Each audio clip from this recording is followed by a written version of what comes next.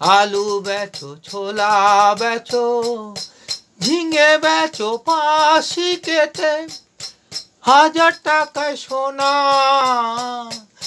ঝিঙে বেচো ৫০ কেটে, ১০০০ টাকায় সোনা। বন্ধু তোমার লাল টুকটুকে স্বপ্ন বেচো না। ছোলা বেচো, ধান বেচো, সব কিছু বেচে দাও, শুধু স্বপ্নকে বেচো না। এই গানটা শুনে মনে হলো যে আমরা স্বপ্নটাকেই বেচছি।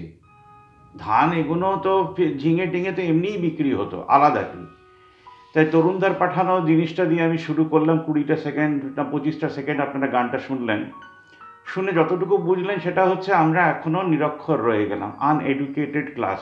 যেটা প্রথম টিপসই দিয়ে আমি শুরু করলাম। ঈশ্বরচন্দ্র বিদ্যাসাগর প্রচুর চেষ্টা করলেন, মরার আগে, মৃত্যুর আগেও চেষ্টা করলেন, মৃত্যুর পরেও চেষ্টা করলেন। স্বপ্নকে ঘিরে আমরাও বছরের পর বছর চেষ্টা করলাম এবং ২৬শে সেপ্টেম্বরকে শিক্ষক দিবস হিসেবেই মানি। তার কারণ হচ্ছে এমন শিক্ষিত মানুষ আমাদের দেশে প্রায় জন্মেছেন কি না সেটা নিয়ে আমার ডাউট আছে। বাংলা এমন প্রচুর বহু মানুষ জন্মেছেন। আজকে ঈশ্বরচন্দ্র বিদ্যাসাগরকে নিয়ে কথা বলবো না আমাদের নিরক্ষরতা নিয়ে কথা বলবো। যত এডুকেটেড মানুষকে দেখছি তত বুঝতে পারছি যে আমরা নিরক্ষর হলাম। এখন আঙুলের ছাপটাই নাকি শ্রেষ্ঠ ছাপ হয়ে গেছে। আধারে তো নেওয়াই হলো যাতে আপনাকে সঙ্গে সঙ্গে যদি কোথাও আঙুলের ছাপ খুঁজে পাওয়া যায় সঙ্গে সঙ্গে ট্রেস করে যাতে আপনাকে ক্রিমিনাল প্রমাণ করা যায়। ভারতবর্ষে জানা ছিল আমার যে আপনি ততক্ষণ ক্রিমিনাল না যতক্ষণ না সেটাকে প্রমাণ করা যাচ্ছে। তাহলে আধার কার্ডকে ব্যাংকের সঙ্গে লিঙ্ক করে অমুকের সঙ্গে লিঙ্ক করে তমুকের সঙ্গে লিঙ্ক করা হলো কেন? সুপ্রিম কোর্ট এক কথা বলছে, গভর্নমেন্ট এক কথা বলছে। সত্যটাকে, ভারতবর্ষের সত্য হচ্ছে আপনার কি গরিব থাকার অধিকার আছে? এতদিন তো Adani, Ambani, rich people, Times ম্যাগাজিনের উপরে বড় বড় ব্যক্তিত্বদের কভার। বিলকিস বেগমের ছবিটা যখন এলো তখন একটা প্রশ্ন করতে আমার ভীষণ ইচ্ছে করছে, আপনার কি পুয়োর থাকার রাইট আছে? আপনার কি গরিব থাকার রাইট আছে? আপনার কি অসহায় এই ভান করার রাইট আছে? ৭২ বছর ধরে ৭৩ বছরে এসেও একই গান করবেন, রাস্তায় লাল ঝান্ডা নিয়ে নেমে পড়বেন, নীল ঝান্ডা নিয়ে নেমে পড়বেন। আকালি দল ছিল এতদিন এনডিএ গভর্নমেন্টের সঙ্গে, কালকে দেখলাম তারা বলছে না আমরা তাদের সঙ্গে নেই। তার কারণ হচ্ছে কৃষি বিল নিয়ে আমাদের সঙ্গে আলোচনা করেনি। কি আলোচনা করেনি? আপনাদের সঙ্গে কি আলোচনা করেনি? ৭২ বছর ধরেই তো আলোচনা চলছে। বলুন আমাদের সঙ্গে আন্ডারস্ট্যান্ডিং হয়নি, কারণ আমার দেশেরই লোক মানে পাঞ্জাবের লোক আমারই বাড়িতে এসে আগুন ধরিয়ে দিতে পারে, সেই ভয়েতে আমরা ছেড়ে দিলাম। এবার আপনাকে আমি প্রশ্ন করি যে আপনি কৃষকের পাশে কীভাবে দাঁড়িয়ে আছেন? হাঁটাহাঁটি তো হলো, আরও হাঁটাহাঁটি হবে বলে রেডিও হচ্ছেন, গানও করবেন জোরে জোরে জোর গলায়, কিন্তু আপনি কৃষকের পাশে কীভাবে দাঁড়াবেন যদি কৃষক ব্যাংক না খুলে থাকেন? এবার আবার কৃষক ব্যাংকটা কি? Citizen farmer bank. তার মানে হচ্ছে আপনি বাড়িতে এই মুহূর্তে ২,০০০-২,৫০০ টাকা এক্সট্রা খরচা করছেন শুধু সবজি টবজি চাই, চাল ডাল ঝিঙে টিঙে বেগুন টেগুন আলু টালু কেনার জন্যে। তাহলে আজকে কেবল টিভিকে আপনি দিচ্ছেন ৩০০ টাকা। কেন দিচ্ছেন? কারণ আমেরিকার আর সিঙ্গাপুরের একটা লোক টাকা পাবে। আপনি কেবল টিভির ফিসটাও আপনার দেশের কৃষককে দিচ্ছেন না। যদি ৩০০ টাকা করে দেন ৩৩ জনে হয় ১০,০০০ টাকা, অ্যাপ্রক্স ৯,০০০ সামথিং টাকা হয়। তাহলে ৮,০০০ টাকা কৃষকের হাতে কেন তুলে দিতে পারছেন না? তার কারণ আপনি শুধু পাশে আছি বলবেন।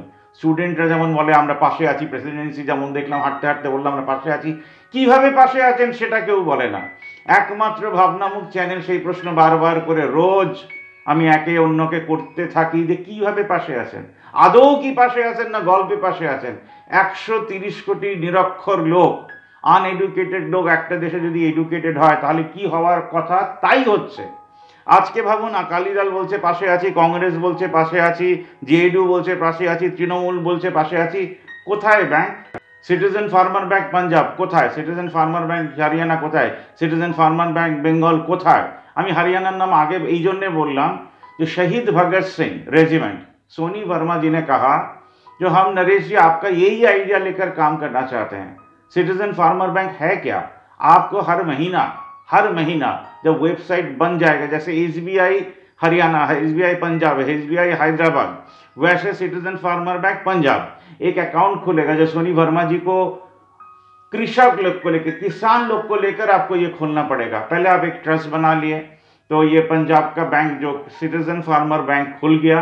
यही अकाउंट वेबसाइट में डालकर हम लोगों ने सबको अपील किया हर फैमिली से 300 रुपया देकर यहाँ पर रजिस्ट्रेशन हुआ, तब जाकर वो किसान हमारे पैसे से उसका चार्ज करेगा, माने उसका जो लेबर यूज करता है हमारे पैसे से, वो जो चीज खरीदता है ऑर्गेनिक जो सार खरीदता है, अगर नहीं खरीदता तो हम बोलेंगे जरूर से ऑर्गेनिक सार खरीदिए, क्योंकि सबसे ज्यादा कैंसर पेशेंट आपके पंजाब और हरियाणा से आते हैं, तो वो सार भी खरीदेगा, ऑर्गेनिक बनाए गुरु खरीदेगा, सब हमारे पैसे से, माने आपके पैसे से, देश वालों के पैसे से, तो उसका एक पैसा भी खर्चा नहीं होगा फॉर प्रोडक्शन।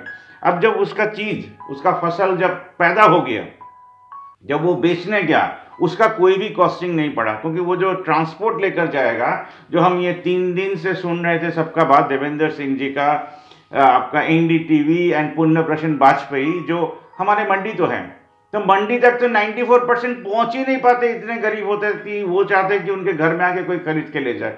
तो हर गांव का छोटा छोटा किसान भी कोऑपरेटिव के माध्यम में एक हो जाएगा, सबको 8,000, 10,000, 5,000 जिसका जो चाहिए होगा वो अपना रुपया उठाता रहेगा और वापस करता रहेगा विदाउट इंटरेस्ट, सिर्फ इंटेंशन टू पे। सोचिए आपने 5,000 लिया, आप 300 करके दे रहे हैं, तो 12 महीने में 3,600 रुपये ही हुआ, बट आप और भी लोन लेते रहिए, हर महीना लोन लेते रहिए, क्योंकि देश का हर फैमिली जो आपके पास खड़ा होना चाहता है, जो बोलते हैं जो हम आपके पास हैं, वो लोग सबको ही खड़े होंगे, तब जाके हम लोग ये गर्व से बोल सकेंगे जो हम लोग कृषक संगठन के पास में हैं, और ये लोग कृषक ही चलाएंगे। हम लोग के जैसा आदमी जो आइडिया दे रहा है, ये लोग एडवाइजरी बोर्ड में रहेगा। और एक चीज ध्यान रखिएगा, आज जितने भी बिजनेसमैन हैं, बिजनेस कम्युनिटी है, कॉर्पोरेट्स हैं, जो लोग आपका एमएनसी सेक्टर्स में काम कर रहे हैं, हम सबको अपील कर रहे हैं, इसलिए हम बांग्ला से शुरू करके हिंदी में आए, ताकि maximum people of India can understand the language in the languages we speak.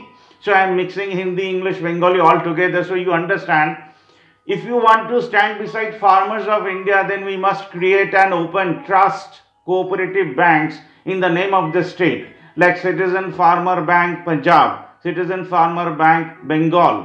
So everyone, every family can donate to this fund, and the farmers can utilize this fund for their own purpose and can return in easy installment every month. They may have taken loan of 70,000. The intention to pay 300 rupees per month will be sufficient. So he is also connected with us, and whatever production he is producing, the value of that will be zero. Suppose he is spending on labor 6,000 rupees per month or 3,000 rupees per month. He is investing 2,000 on fertilizer, means 5,000. This 5,000 will be given by us. So his production value will be zero. So at what price will he be selling? At the lowest minimum price plus his profit. Now imagine that we have already given him the profit because we will be contributing every month. So he gets the profit before he sells.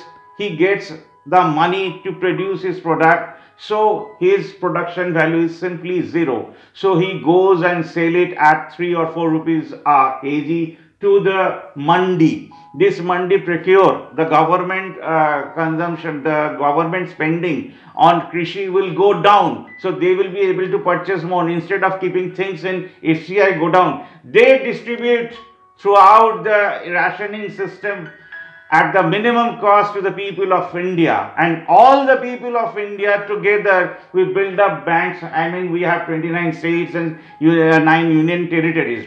So every state, every union territory should have a farmer, citizen farmer bank, so we can contribute every month. So whoever is contributing, there is 2 more factors, because 1,000 and 1,000 people will be required to work on this project. 20% of the funds so collected will be invested in the industries. The corporate which will take loan from us will do not have to return the loan. Only they will give us 1% of their sale price to this fund.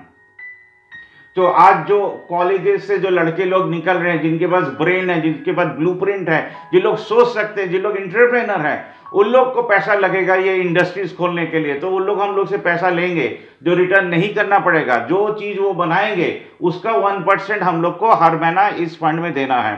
तो 20% हो गया investment on corporate, on industries to generate employment. 20% हम लोग directly salary देंगे जो लोग इस project के साथ रहेंगे।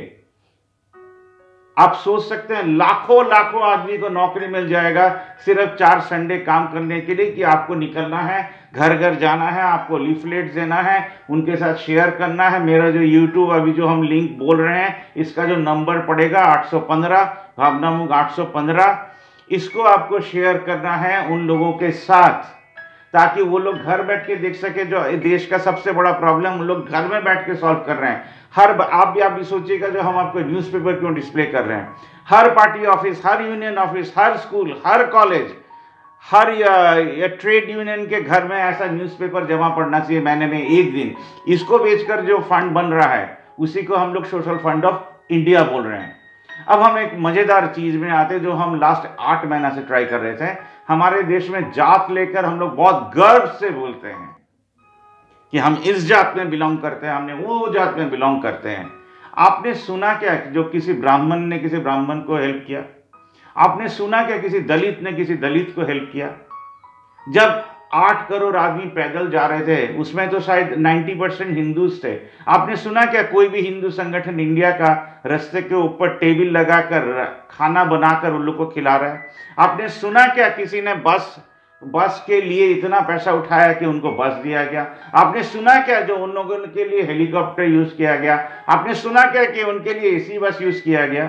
वो लोग खुद अपने पॉकेट से पैसा देकर अपने गांव में वापस जा रहे थे, जिसके नौकरी का बात हम अभी कर रहे हैं, ताकि आप लोग अगर बैंकिंग खोल दे तो बिहार का आदमी को जाके यूपी में काम नहीं करना पड़ेगा, बिहार का आदमी को जाके आपका पंजाब में काम नहीं करना पड़ेगा। वो लोग उधर ही काम करेंगे और हम लोगों के पैसे से उनका घर बनेगा, उनकी बेटी की शादी होगी, उनकी बेटी की शादी के लिए कहीं नहीं जाना पड़ेगा। हम जात का बात इसलिए कर रहे थे क्योंकि हम खुद जैन हैं, तो हम 8 महीने से एक्सपेरिमेंट कर रहे थे कि जैन लोग के पास में खड़े हो सकेंगे। काफी सारे संगठन के साथ जुक्त हुए, निकल गए, देखा इन लोगों के पास कोई नया बात ही नहीं है जय जितेंद्र छोड़कर। तो कल एक ग्रुप में हम हैं, जो आपको हम पिक्चर दिखा रहे हैं कौन से ग्रुप में हम हैं, उधर हमने बोला क्या होगा मंदिर बनाकर, क्या होगा, और एक मंदिर बनाकर, जथेष्ट मंदिर है हमारे देश में, आप यूनिवर्सिटी क्यों नहीं खोलते हैं? तब अनिल लोधा जी ने हमको फोन किया महाराष्ट्र से, बहुत डिटेल में बात हुआ। और जो सबसे दुख लगा सुनकर, एक तो जेंट्स लोग के पास खड़े नहीं होते हैं, जीतू बोल के कोई इंटरनेशनल संस्था भी है, वो बोले जो नरेश ये तो रिच आदमी लोग का है, इनको क्या फर्क पड़ता है गरीब अगर मर जाता है तो? एग्जैक्टली सो, क्या फर्क पड़ता है कोई मर जाता है तो? आपका तो नाम हो ही गया है, जैसे दानी जी का नाम हो गया है। So leave that aside. हम क्या बोल रहे थे कि एक वेबसाइट चाहिए, जिस वेबसाइट में हर जैन आके अपने आप को रजिस्टर्ड कर सकेगा।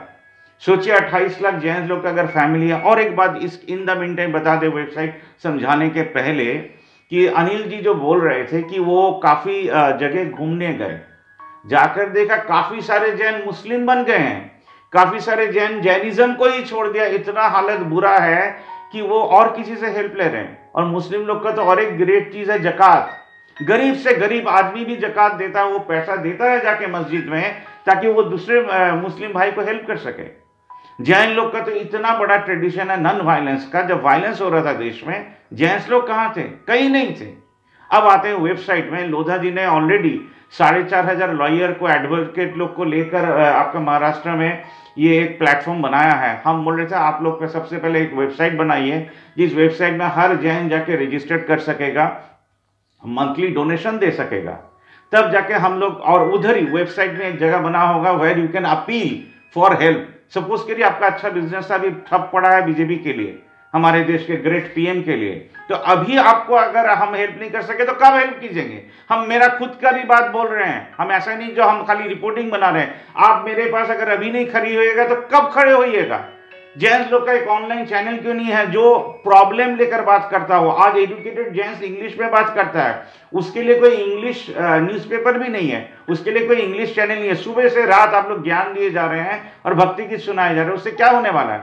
किसका पेट भरने वाला है? आपने कभी सोचा है जो इसका मदर का 75 एज है और उनका लड़के का अभी नौकरी बंद है या उनका फैक्ट्री बंद है, तो उसका कैसे घर चल रहा है? हम हर जैन से पूछ रहे हैं, जो आप लोगों ने कभी ये सोचा है? अगर सोचा है तो किया क्या है? और कैसे ढूंढ के निकालेंगे वो जैन लोग जो लोग अभी गरीब हैं और कल मुस्लिम बन गए हैं? आप क्या फिर से उनको कन्वर्ट करके लाइएगा जैनिज्म में?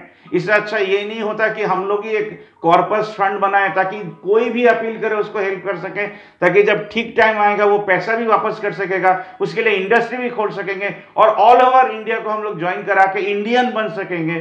The time has come. Anil Lodha ji, I request you to take firm action on this, to open this website so every Jain can register। और हम लोग तो ओबीसी में पता नहीं किस में पढ़ते होंगे कि कोई रिप्रेजेंटेशन ही नहीं कहीं। कल आप ही ने कहा जो जब ये इंडिया इंडिपेंडेंट हुआ था करीबन 43-45 जैन्स भी थे पार्लियामेंट में, आज तो कहीं ढूंढ के भी नहीं मिलते हैं। हमको ये भी नहीं मालूम था जो 127 ना 147 जैन लोग भी फ्रीडम फाइट में अपना प्राण दिए थे, ये भी हमको नहीं मालूम है। आप जब लिस्ट भेजिएगा तो हम जरूर से दिखाएंगे। बट आई सैल्यूट यू, जो 8 महीने में पहला हमको एक आदमी मिला all over through out India जो जैन्स लोग के लिए कुछ सोच रहा है, कुछ करना चाहता है। I hope clear every viewer जो लोग भावनामुख देखते हैं कि you are very clear about citizen farmer bank, जो आपको हर महीना डोनेशन देना है। हर बिजनेसमैन के साथ ये शेयर करिएगा ताकि उसके सेल का 0.5% भी हर महीना इस फंड में बेचता रहे। ये जो टोटल कलेक्शन होगा, हर जो बिजनेस कम्युनिटी है, व्यवसायी समिति जिसको बोलते हैं, the Hooghly chamber of commerce, the Indian chamber of commerce, her business से पैसा CSR फंड भी जैसा इधर ही आए, इधर से 20% हम लोग इन्वेस्ट करेंगे ऑन इंडस्ट्री। जो पैसा आपको वापस नहीं देना है, सिर्फ सेल का 1% या 2% ही देना है। जो 2% CSR फंड का बात हम लोग करते हैं, बस 20% सैलरी मीन्स लाखों आदमी को। जब ये आइडिया एक्सेप्टेड हो जाएगा, कल लाइव होने वाला है हरियाणा के साथ, लाखों आदमी को नौकरी मिल जाएगा। और हर पार्टी जो लोग बोलते हैं भारत माता की जय, भारत माता मेरे पास 2 है, एक है लैंड और एक है मेरी माँ, माने आपकी माँ, हम सबकी माँ। आपकी भी एक माँ है, या जिंदा है या मर गई है, बट आपकी माँ तो है। और जमीन मेरा माँ है। अगर ये है तो इस जमीन को जो जोतता है वो भगवान है, वो किसान भगवान है। तो आप तो भगवान के पास खड़े ही नहीं हुए, आप तो अपने ही भगवान के पास खड़े नहीं हुए। आप बोलते रह गए जो हम हैं, कहां पर हैं, कैसे हैं, आप क्या निरक्कर हैं? अगर आप हैं तो आपको 300 रुपया पर फैमिली भेजना है। आपको एक इलेक्ट्रॉनिक बैच जुगाड़ करना है, जो बैच जब हम स्वाइप करेंगे हमको पता चल जाएगा जो आप कब से कब पैसा दे रहे थे। इसके लिए बैंकिंग का हम लोग हेल्प जरूर से लेंगे। आई thank everyone and I hope जो अनिल जी के साथ पूरा इंडिया के जितने जैन्स हैं उनको एक प्लेटफॉर्म में लाकर हम लोग पूरा देश का सेवा कर सकेंगे। हम लोग एक बड़ा सा गाड़ी लेकर निकलेंगे, हर फ्रीडम फाइटर के एक जन को लेकर, उनके फैमिली से एक जन को लेकर, कि देश को थ्रू किसान थ्रू जवान कैसे जोड़ा जाए और इनके पास हम लोग कैसे खड़े हो सकते हैं। हर आदमी का प्रॉब्लम सॉल्व करना ही का ही काम सिटीजन फार्मर बैंक का काम होगा। I am looking at you and you must look at your neighbors, your friends, your families to come forward। और ये टाइम नहीं है और सारा दिन वो वीडियो गेम खेलना, टीवी देखना, सिनेमा देखना, सीरियल देखकर टाइम को वेस्ट कर देना। आइए इस मुहिम में जोड़कर इंडिया को एक कीजिए। धन्यवाद। वो सुबह कभी तो आएगी, वो सुबह कभी तो आए, इन काली सदियों के सर से जब रात आंचल ढके।